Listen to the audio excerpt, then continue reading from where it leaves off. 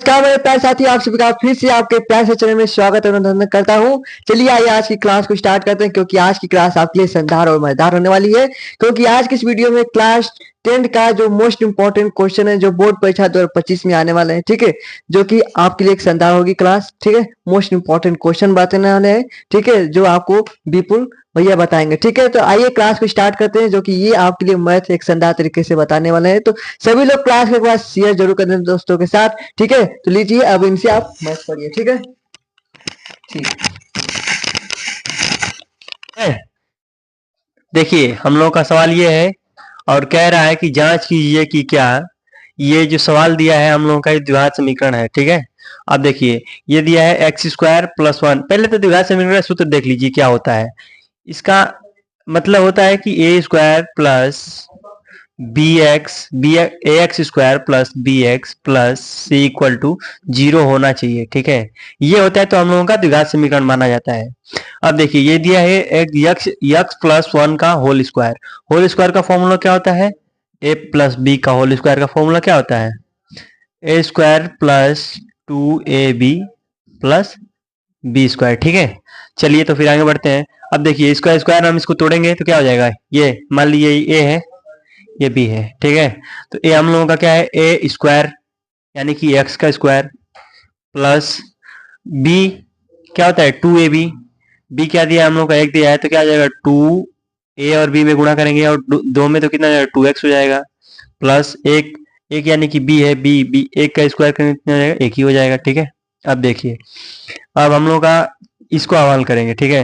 तब एक बार इसमें भी गुणा होगा और एक बार इसमें भी गुणा होगा, ठीक है। अब देखिए दो एक से गुणा करेंगे तो कितना आएगा 2x हो जाएगा।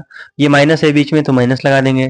ये 2 है और 3 है, इसमें गुणा करेंगे तो हम लोग कितना जाएगा 6 आएगा, ठीक है। अब देखिए अब इसको हम यक्स को इधर लाते हैं, ठीक है। यक्स स्क्वायर प्लस 2x, ये प्लस में इधर इधर आएगा कितना माइनस हो जाएगा 2x इक्वल टू -6। ये इसी को इसको हम इधर ही रहने देते हैं और ये +1 है, इसको हम इधर लेके आएंगे तो ये कितना हो जाएगा -1, ठीक है, 1 हो जाएगा। अब देखिए अब ये जो प्लस में है ये माइनस में है, ये प्लस माइनस कितना हो जाता है 0 हो जाता है। तो क्या आ जाएगा हम लोग का एक्स स्क्वायर इक्वल टू -7। ये माइनस में है, ये माइनस है, माइनस माइनस कितना होता है प्लस हो जाता है, तो सिंबल माइनस कराएगा और ये दोनों जुड़ जाएंगे।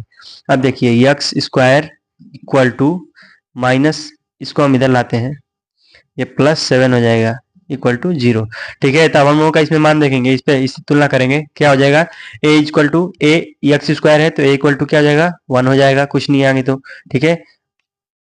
बी का मान क्या दिया है, बी का मान तो एक्स किसी में है ही नहीं है, तो क्या हो जाएगा बी का मान 0 हो जाएगा। और सी का मान क्या दिया है 7 दिया है, सी का मान 7 हो जाएगा। तो हम लोगों का द्विघात समीकरण कब होता है, जब ए इक्वल नॉट इक्वल टू 0 होता है, ठीक है।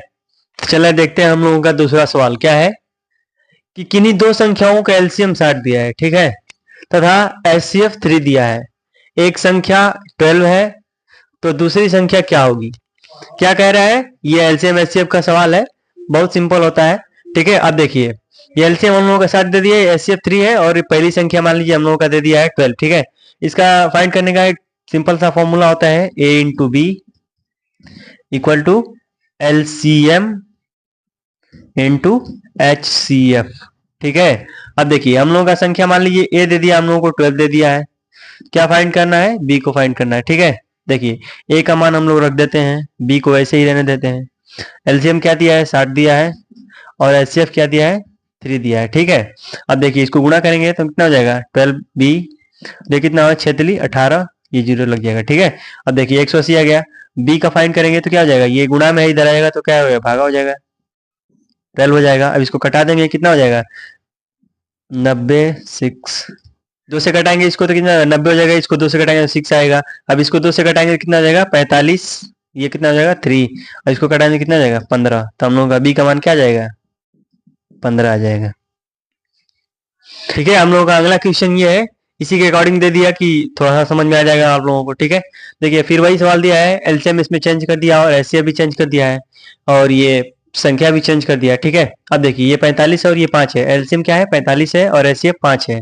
पहली संख्या हम लोग को दे दिया है 15, तो ए इक्वल टू कितना दे दिया है 15 दे दिया है। b इक्वल टू हम लोगों को फाइंड करना है, ठीक है। तो क्या होता है, सूत्र बताए थे ना, equal to LCM into HCF, ठीक है। अब देखिए a का मान हम लोगों का 15 है, b का मान फाइंड करना है, LCM क्या दिया है हम लोगों को 45 इंटू कितना दिया है 5।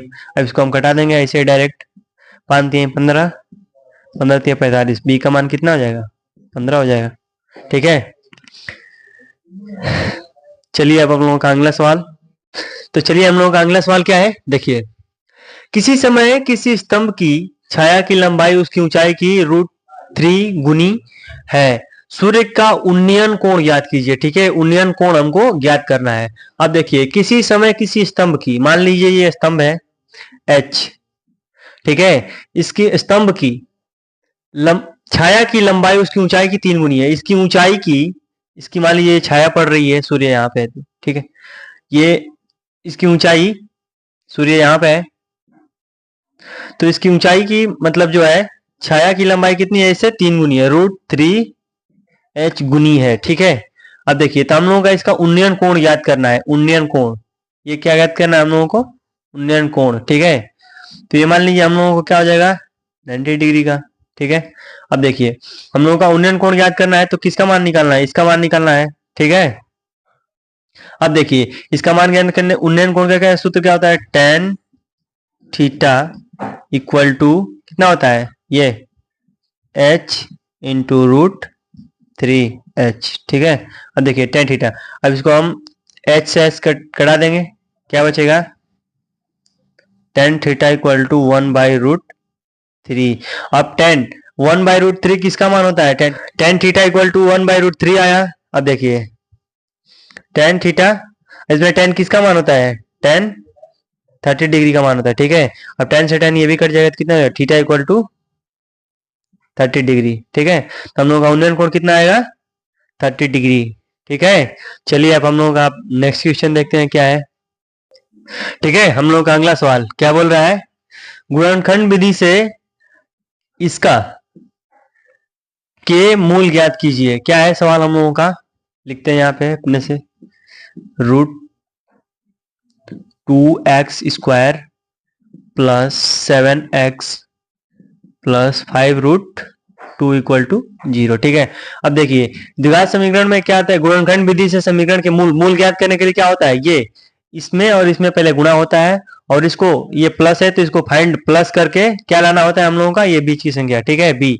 अब देखिए, अब इसमें हम गुणा करेंगे तो क्या हो जाएगा, √2 इंटू 5√2 क्या हो जाएगा, ये √2 में √2 का गुणा हो जाएगा, कितना हो जाएगा 2 हो जाएगा, इंटू 5 हो जाएगा, 10 आएगा, ठीक है। अब इसको फाइंड करेंगे ना, 2 5 5 कट जाएगा, ठीक है। ये हम लोगों को जोड़ के क्या लाना था, 7 आना था, 5 2 7 होता है ये, ठीक है। √2x² प्लस यहाँ पे क्या लिख देंगे हम लोग 5 प्लस 2, ये x का x यहीं पे रहेगा, प्लस 5√2 इक्वल टू 0, ठीक है। अब इसको हम लोग इसमें पहले इसको गुणा कर लेते हैं, ठीक है। √2x² plus 5x plus 2x plus 5√2 equal to 0, ठीक है। अब इसमें हम लोग इसमें से कॉमन लेंगे, ठीक है। तो इसमें कॉमन ले लें हम √2, सॉरी यहाँ पे x कॉमन लेंगे तो क्या बचेगा, √2x कॉमन बचेगा,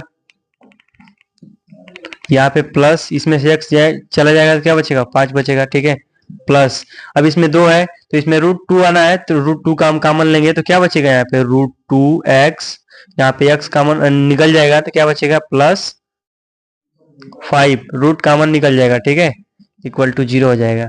अब देखिए हम लोगों का आ गया, तो x क्या हो जाएगा, x प्लस √2, एक क्या हो जाएगा √2x प्लस 5, ठीक है।